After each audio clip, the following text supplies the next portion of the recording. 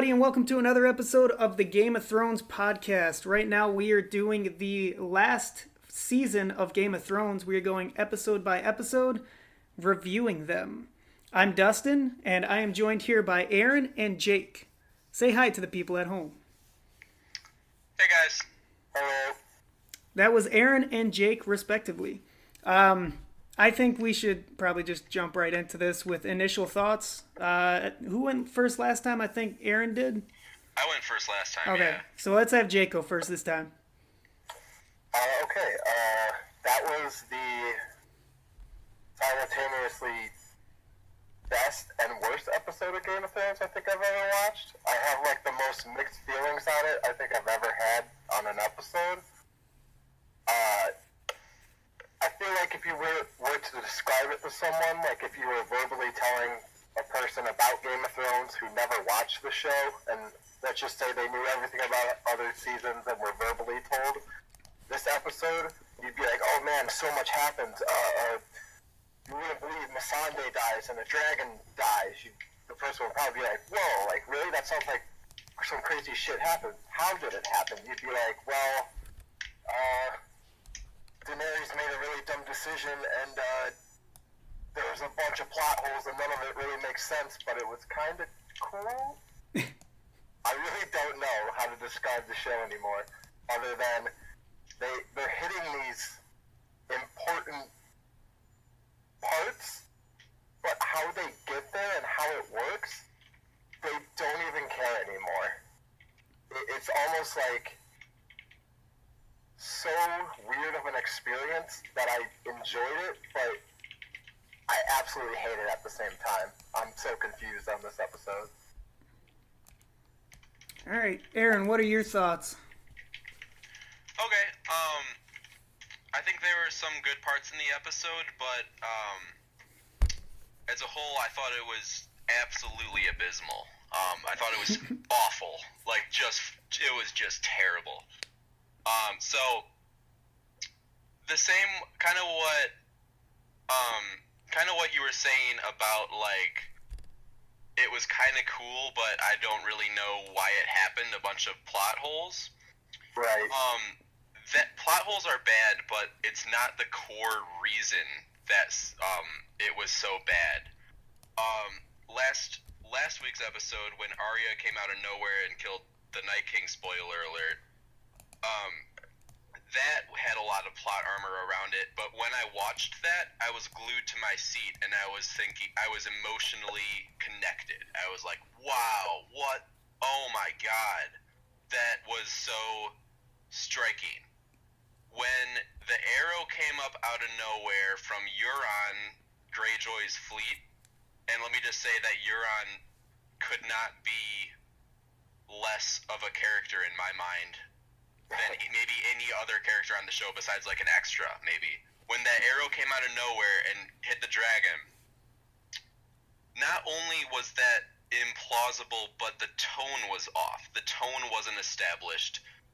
Dany was just riding dragons, having fun, then an arrow came up, hit a dragon, another arrow, hit a dragon, then the dragon fell, and then the dragon's, dead. And then I was just watching it, just, muttering to myself, oh, okay. This is what's happening. And the worst part about it was, no matter how attached to that dragon I was or wasn't, when you see something negative happen on screen and you don't feel any negative emotions toward the character or toward the force that made that negative action happen, but you just start thinking about how awful the writers are, that's a big problem. And I think there is absolutely nothing wrong with this show, absolutely nothing wrong with it, except the writing. Which is really shameful because I think some of the big picture things that they're dealing with in this episode, like the difference between a tyrant and a good ruler, and how if you think that destiny is leading you, you're not really thinking very smartly. I don't know another word. That whole philosophical debate I think is really interesting, and I'm guessing George R. R. Martin planned that from the start and told the showrunners about it. But the That's not the kind of writing I'm talking about. The writing I'm talking about is the actual things and order of things that happen and when they happen to illustrate these bigger concepts. I thought it was handled absolutely awfully, and it's a shame because that kind of thing can be fixed for no money at all, just typing a few keys on a keyboard, and it didn't happen.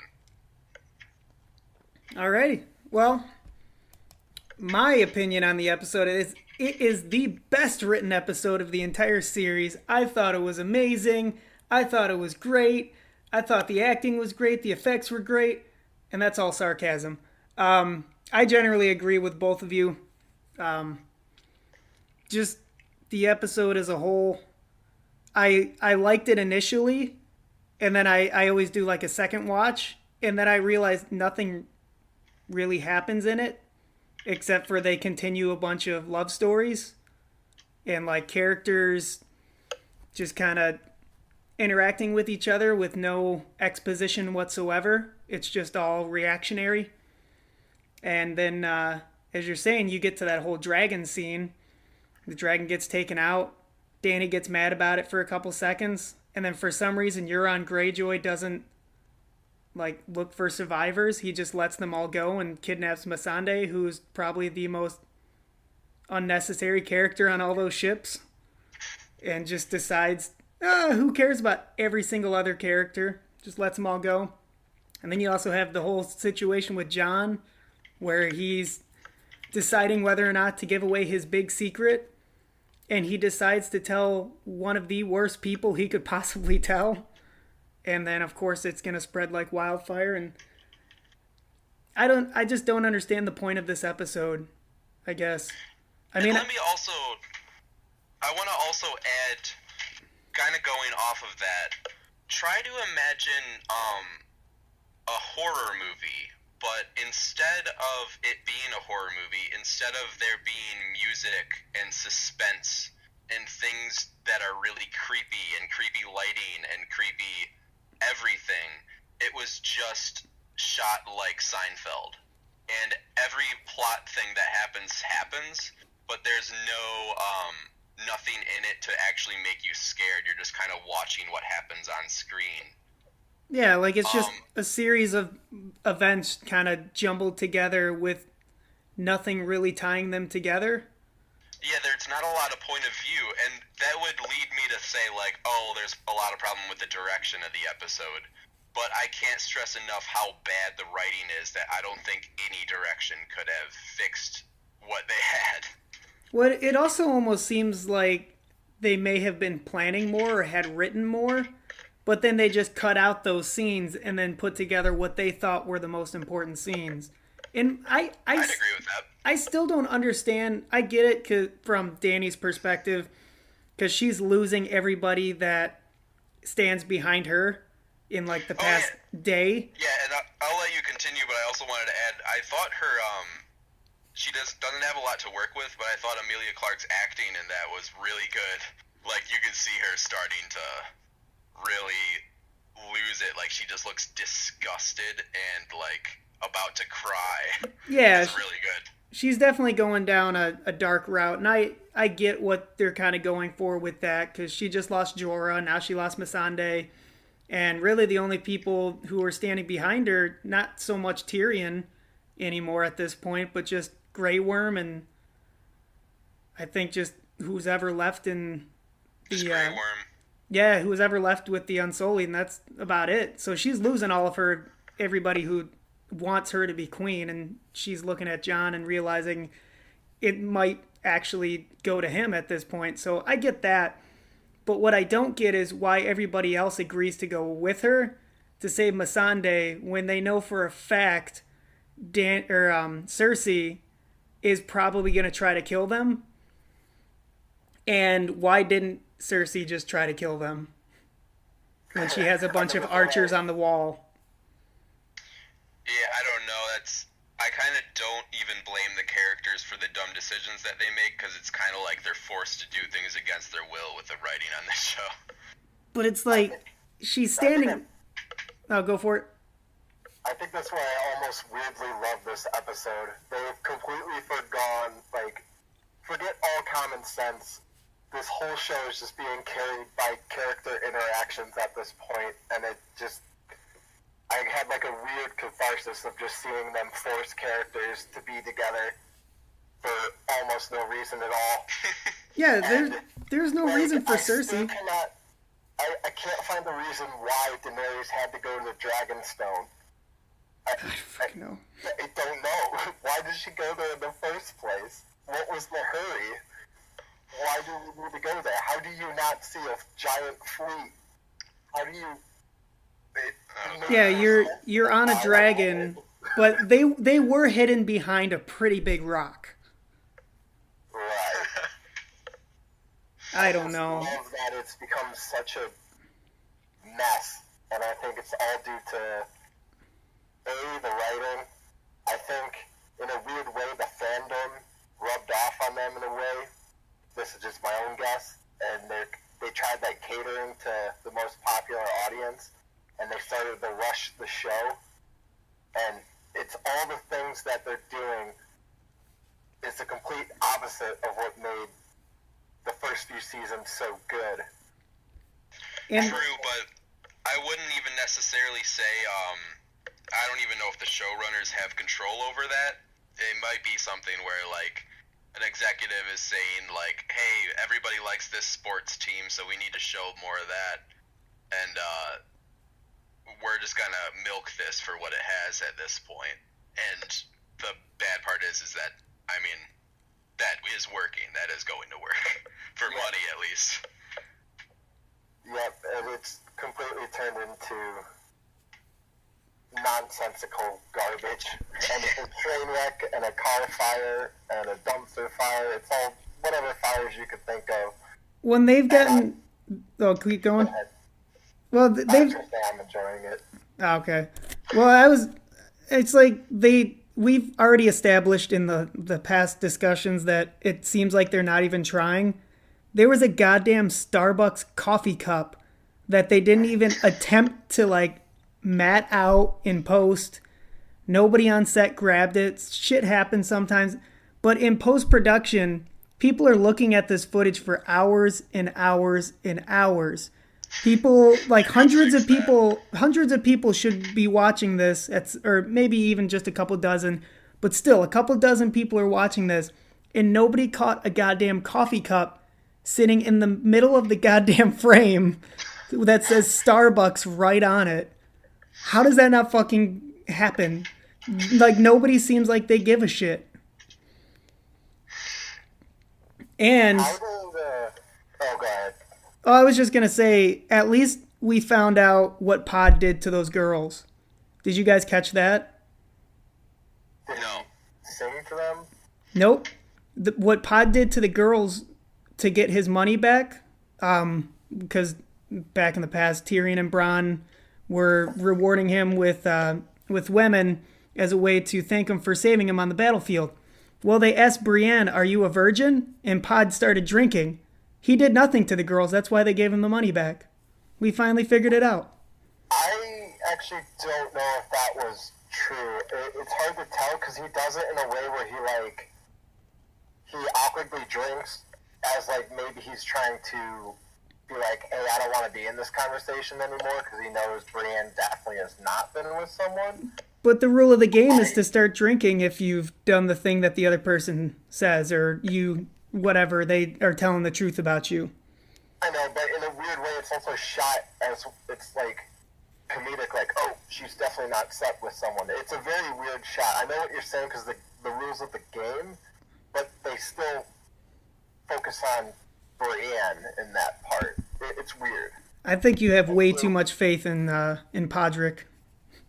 I think you have way too much faith that they would allude back to a season and get that plotline tied up. I don't think they even thought of that. That's actually a really good point. That's the best argument. I don't think they thought of that. I really think it's meant to be a comedic, like, Pod's like, oh, she's definitely never slept with someone, so I'm just gonna, he was like, he kind of like, not spit his drink out, but he started drinking. He picked it up and he just started drinking. It's weird. Anyways, how the hell did they clear all the millions of dead bodies that the Night That King too! left behind. That's the first thing I thought of. Like, there was... How would have felt even intact? Yeah, like the walls got rebuilt and they said, what, 3 days or something? Oh, he only took out half our armies. Oh. Yeah, it looked like a lot of people were dead. Main characters. And then at least we got Ghost. I almost forgot his name. Don't even talk about Ghost. Oh my god. He's just going to send Ghost away, you know, because he's no longer a Stark. So he's like, I don't need a wolf anymore. I'm not a Stark. Oh my god. That's unforgivable. You don't just no, I was going to say you don't just give your dog a pat on the head and then tell him to get out. He didn't even do that. He didn't even give him a pat on the head. So He didn't do shit. He was just like, you take him. The reason they didn't do that is because this episode is called The Last of the Starks, which means it's the last Jedi of episodes of Game of Thrones, because they just subverted your expectations wherever they could in this episode. Yeah, but not in a good way. Well, Last Jedi wasn't in a good way either. Last Jedi was in the worst way possible. This really is like the Last Jedi of the Game of Thrones series, whereas the last episode was the Phantom Menace of the Game of Thrones series. I don't know. Just overall, it's... Jake mentioned it's like watching a train wreck happen in front of you, and it's kind of enjoyable, but I don't think I'm enjoying it, because I'm just losing all hope that this is actually going to have a good ending, that this is going to be switch anything. We should do some theories just to cope with the awfulness of it. Okay, but now, because in the past we were trying to come up with the most creative and unique things that it could do. Now let's just try to dumb ourselves down and think of the dumbest things they can do and see if we end up being right. Yeah, we should clarify that the writing is so bad, the only way to enjoy the show is to be absolutely oblivious to common sense. Detach yourself as much as you can. You have to be so unbelievably dumb and willing to go with the flow to enjoy it. You need to be like Arya, but instead of calling yourself no one, you need to call each and every character no one. Just they are no one, doesn't matter. Does not matter anymore. Then you'll be happy. I'll start off with some theories. Well, I think Arya and the Mountain should be able to sneak up through the Red Keep, because Arya in Season 1, which had much better writing, specifically Episode 5, she was climbing around and sneaking through the dungeon portion of the Red Keep. Mm-hmm. And she clearly knows how to go from the coast of King's Landing through the sewer grates to get into there, because that's where she spied on Varys near the Dragon Skull. So she clearly knows of a way to get to Cersei in the middle of the night and kill her. But I think they have introduced so many plot lines of characters who want to kill Cersei that I think they're going to have Arya try to kill Cersei while Clegane fights the Mountain. But now Grey Worm also has a reason to kill the Mountain, so he's going to show up somehow to kill the Mountain. Jaime is going to see Arya kill Cersei, so Jaime's going to kill Arya, and then Jon's going to try and kill Jaime because Jaime killed Arya, and then Daenerys is so mad about Missandei dying that she's going to burn the entire Red Keep with Drogon, and this is all because the Golden Company actually isn't being paid. They're just coming in to collect their debt for the Iron Bank, so they're going to turn on Cersei. But Dany doesn't know this, so she's just going to be burning everyone, and she's going to burn Jon Snow and then kill herself, and it's going to be just a good tragedy. And Romeo and Juliet. Yeah, I think that's what's going to happen. I 100% disagree. I think that was way too intricate. I think that you didn't dumb yourself down nearly enough. I think it's pretty obvious what's going to happen. They're going to storm King's Landing. and Cersei is going to do a bad thing. People are going to be upset. And then the Mountain's going to fight the Hound at some point. And Grey Worm's probably going to help out and get killed in the process. And then they're going to have... the Mountain's going to end up saying, you know what? You guys were right all along. I shouldn't be fighting for Cersei. He's going to fall in love with Brienne as well, which means there's going to be 3 characters who fall in love with Brienne. And they're all 3 going to fight to the death as the Hound just kind of like says, fuck you guys. And then just picks up Brienne. So there's a 4th one in the process. And then Gendry's going to show up. Arya's going to change her mind and just be like, you know what? I just love you so much. I'm going to give up on killing anybody on my list. And they're going to go fly off on the dragon because fucking why not? And then Jon Snow and Daenerys are going to stab each other to death because they both are going to get some hatred amongst each other. And that's obviously what's going to happen. Because the whole show's about Brienne in the end, you know. Count on the Clegane Bowl is happening for sure. Probably. Unless they really want to subvert expectations. I feel like we can count on that. But who's going to kill Cersei at this point is almost a joke because they've given every single character some sort of reason to want to kill it. It'll be Jaime. You know what? I hope Cersei wins. But they might just go girl power and give it to Arya again, which would be, I think, the worst decision if Arya kills both the Night King and Cersei. I agree, but the only reason being, there's one of my favorite scenes. It was really short, but it was Arya in Braavos, and she's talking to that actor who was playing Cersei in the play, and she's using like her House of the Black and White training to imagine what she would be like. And then the lady's like, oh, well, how would you play Cersei? And then Arya starts describing how Cersei feels. And, like, you can see as she's describing it, like, she's kind of learning herself, like,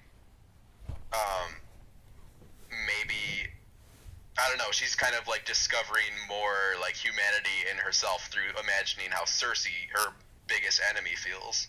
So I felt like maybe she gave up on trying to kill Cersei, and she's just heading south to find her dire wolf Nymeria and live happily ever after. I don't know. Or maybe Arya's going to end up falling in love with Brienne too, and then there will be 5 characters all fighting over Brienne. I don't even know if the show writers even remember that Nymeria exists. No, they do, because they put her in season 7. Did they? Yeah, there's a scene when she runs into a dire wolf and she's like, "Oh, you remember me?" And it's like kind of an. Oh, that's right. Yeah, it's assumed that that's Nymeria. Forgot about that. Because she's like leading a pack and whatnot. Yeah, I really don't know what Arya's going south for. The only motivation is her list. But if she doesn't kill her, then her list is kind of a failure. Who else would she be able to kill on her list? Maybe she's just gonna help the Mountain or something. I don't know, or help Clegane. I mean, she should help the Mountain. The Hound's on her list. True. Although it doesn't make sense at this point at all. Speaking of not making sense at all, how about that scene with Bronn? Yeah. Boy, howdy. That was bad. Like, his whole motivation is just, I just want more money and more shit. I actually wasn't too bummed out about that. I don't mind him being just a cutthroat sellsword. They actually established in the scene that it had a comedic tone, though. Yeah. So at the very, very least, it made sense as a piece of moving image media. The rest of the episode had none of that. Mm-hmm. I just don't know, like, they've made Jaime such an incompetent fighter that I feel if he had a crossbow shot at him, it takes time to reload that thing. Yeah. I feel Jaime would have got up and did something. I don't think he'd take shit from Braun. Well, Braun's also established that he could kick his ass, though. True. But I think Tyrion would help Jaime in that case, and Tyrion has definitely killed people before. Speaking of Tyrion, how about that big action scene that Peter Dinklage got on that boat? Oh, I care so little about Euron and his fleet that it was, like, upsetting to see an important character get affected by it. You don't think that Euron's the greatest bad guy of all time? The writers do. Apparently. Oh, God, the writers do. They think he's brilliant. Yeah, they think he's the next, like Darth Vader at this point. Did you guys watch the behind the scenes for this episode? I did not. The little 5-minute thing? There was a longer one. Oh, no. Released today, and D.B. Weiss officially said that the reason why Dany didn't see Euron's fleet was because she forgot that Euron's fleet was there. What? Yeah, I'm not kidding. It's a direct quote. He said, yeah, she totally forgot about Euron and that he had a fleet. So did the rest of us. Which is why she was unprepared. But that still doesn't explain how he was able to hit a moving target a couple miles away. 3 times. A ballista. And here's the other thing. All the boats fired at Dany when she was charging in on him, they did not have enough time to reload before she would get there and burn them all. Right. And how did they keep shooting? Well, she could have even they already all shot. She could have gotten behind them. Those things have to take time to turn around and to load. That too. She could have melted the entire fleet in one go. But, writing? I don't know. It's the same thing with, like you said on the wall, where Dany brings maybe 40 Unsullied and all her main plot characters and stands within firing range. Varys would not be standing there. Right. And not only that, they completely changed the scenery of King's Landing. Like, is this Karth? Like, when did it get super sandy in front of the gates? They've done establishing shots of King's Landing, and it's never looked like that before. That was my thoughts exactly. Doesn't make any fucking sense the more you think about it. Why didn't everyone die of disease from all the rotting bodies that the Night King left behind? I don't fucking know at this point. Why would Daenerys go to Dragonstone? The place, like, the Dragonstone, like, all the dragon glass was mined. It's useless. There's no purpose. And I thought they established in earlier seasons that when Stannis met with the Iron Bank, they said Dragonstone was pretty barren and you couldn't really farm or have any resources on it. Well, at least the episode was 80 minutes long, so we got that right. Right, we got a really long, drawn-out, extended scene at Winterfell of everybody drinking like nothing happened. Which was the best part of the episode, by the way, sadly. Yes, very sadly. But how did they clean up and repair the whole place? How much time has gone by? It seemed like it was only a couple days because they just started burning bodies in the beginning of the episode. And then they started having a big party. How did they have the manpower to build all those pyres? Like, everyone died. Except for the main characters that was established in the last episode. How did they have time to build a gazillion monstrous pyres for everyone who died? I don't fucking know. Where's the resources? How does Winterfell have food and drink? Yeah, because in the other episode they said they had no food. And now they're having a giant feast. And then, like, so, we're jumping around a bit, but Jon goes to tell Sansa and Arya that he's Aegon Targaryen, and the writers decided that because we already know that, we don't care about their reactions to realizing that who they thought is their brother is actually a cousin and the heir to the throne. But I guess Sansa and Arya's reactions aren't important. Very good point there. The show is driven simply by this happens, then that causes that to happen, and that to happen, and that to happen, where there's no characters are just kind of, I don't know a better word to say, just kind of pawns. It's reliant 1,000% on the character interactions and the actor's ability to portray these characters. I feel like the actors know their characters better than the writers, because in all the behind the scenes, a lot of these people are like, yeah, this doesn't make any fucking sense, but I'm gonna still act like my character. Yeah, the actors are really good, but they don't have a lot of drama to go with. Right. I mean, they've turned John into a whipped guy. He's just, Danny's got him on a leash, and he just says whatever she says, no matter how stupid it is. And he was smart. He was definitely smarter in the books. They just wrote him like that. I'm pretty sure D.B. Weiss and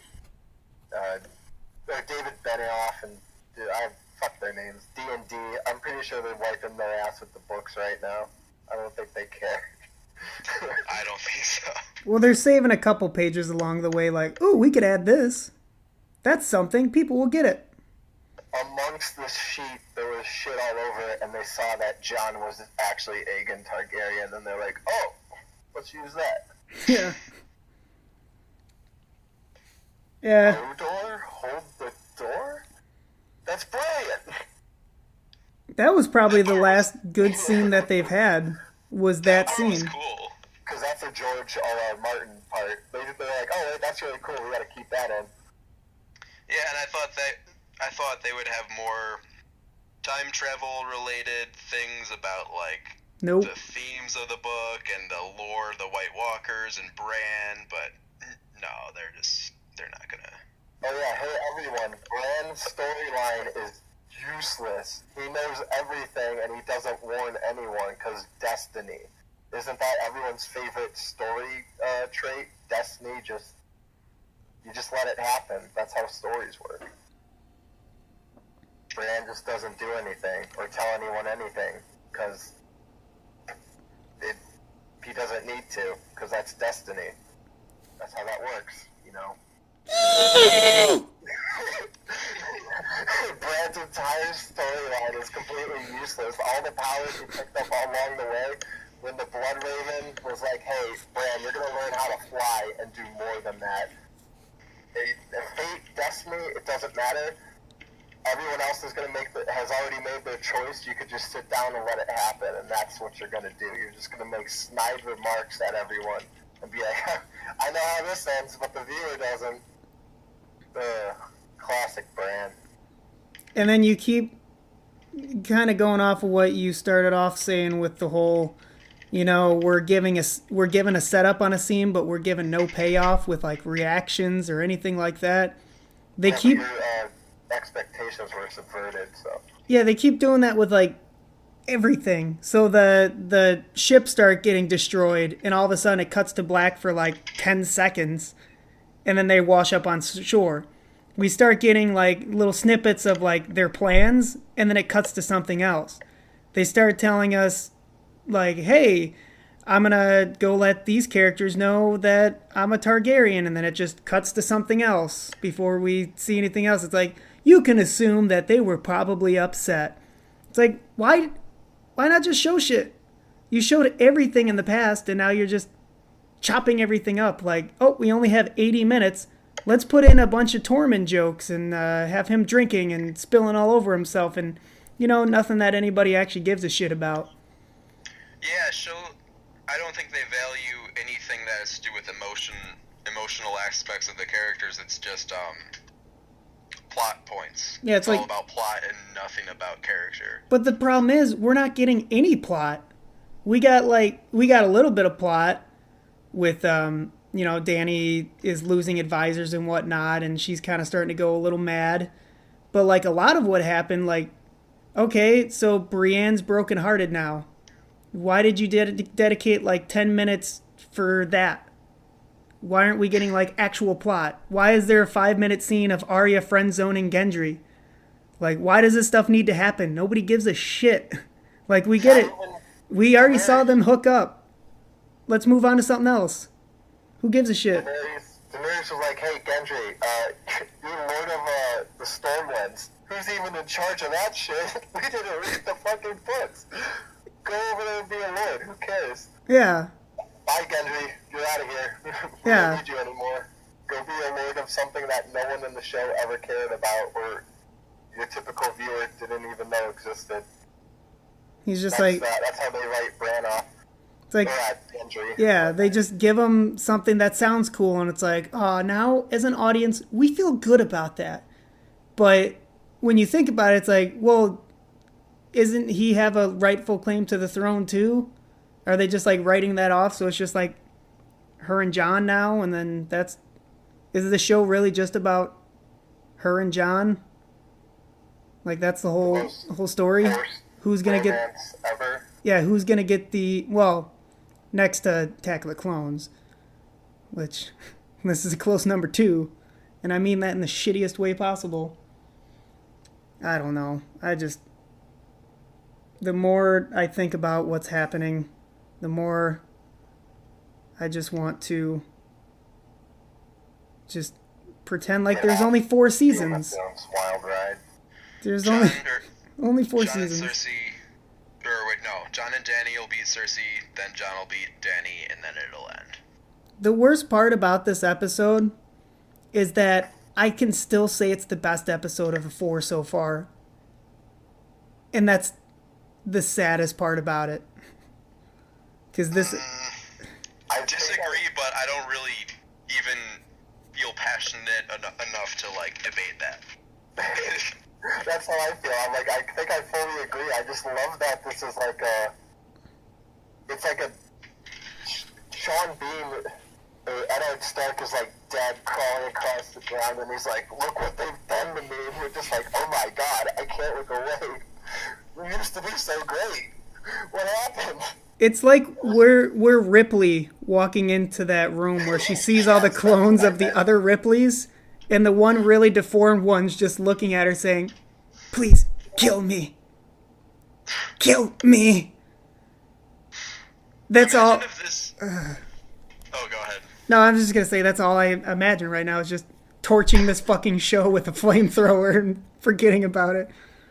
I was just thinking, what if this last season was good instead, and, like, our podcast was us, like, talking about it like a book club. Like, oh, I really like how they subtly did this and that alluded to these themes of thematic material. But, you know, I mean, maybe we should do, like, a book podcast after this. Yeah, and we can have a dream for spring and not be sitting here cold. Is it a dream for spring or a dream of spring? I think it's a dream for better writing. I mean, it's a fun thought to imagine this show not going to complete dog shit. I would have really enjoyed that too. Dream for spring. Let's look it up.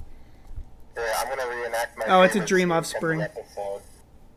My favorite scene from the episode was when Sansa sees Tyrion. She's like, Tyrion, I just got told the biggest off-screen news I've ever heard in the whole 8 seasons of the show. And I'm going to tell you off-screen. It's been 10 minutes, but I'm going to tell you a secret that my father kept for 20 years, even from his wife. It's been 10 minutes, but I need to tell you because we were in an arranged marriage for like a week. I'm a vegan.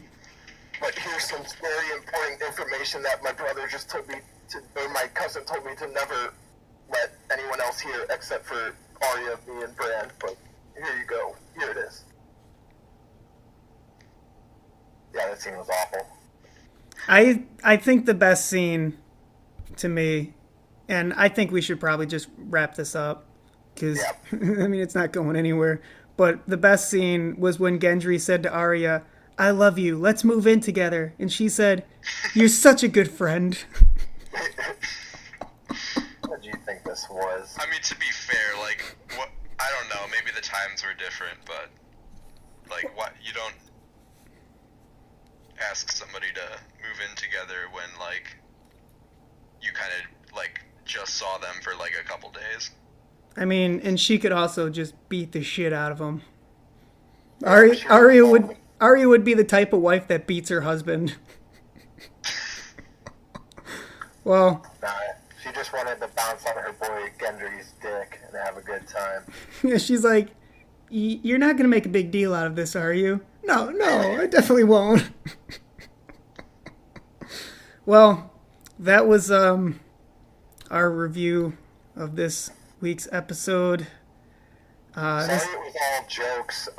It's what the show is now, so expect more of that. Zing. Yeah, I hate to say that we're right, but it's only getting kind of worse. Well, thanks for joining us, everybody. Maybe we'll be happier next time. Peace. Let's add on a sad note. Let's say something to Megan. Yeah, let's just get like even more bummed out. You know what? And on a sad note, the Night King was useless, and you wasted all your time watching that plot line unfold. Yeah. The end. You're not getting a happy ending. The thing that makes me the most furious is the sound effect they use every time there were White Walkers. It was like that. Sounds like a crystal glass, like that. You know what I'm talking about? The stock sound effect that they don't have the budget to make their own sound effects for. I don't know, but it sounded so mysterious, and it just, like, it meant nothing. That's all I have. So in the end, what we're trying to say is, the show means nothing. Thanks for joining us, and have a great day. Thanks, guys. Peace.